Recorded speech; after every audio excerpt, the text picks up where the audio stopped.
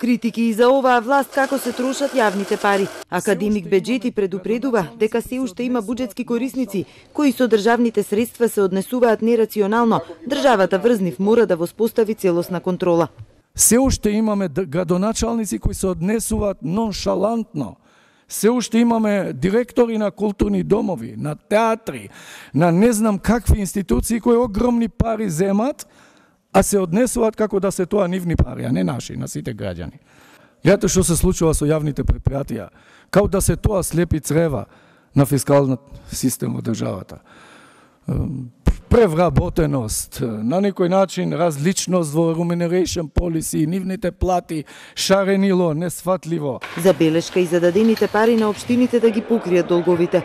Беџети ги поздравува напорите на власта за зголемена транспарентност и јавно објавување на трошењето на институциите. Сепак, граѓаните тоа уште не можат да го забележат.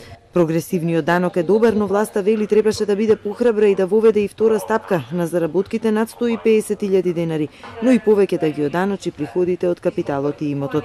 Фискалните реформи треба да доведат не само до повисок, туку и до праведен раст, од кој ќар би виделе сите граѓани. Финансии се убедени дека се на вистинскиот пат и покрај критиките од странците дека ново зголемување на минималната плата по првото во 2017 може да биде проблем за бизнисот, министерот Тевдовски не се согласува. И тогаш беа давани од различни страни прилично црни сценарија дека тоа ќе доведе до намалување на вработеноста, но факт е дека ништо од тоа не се случи, туку напротив, платите порасна.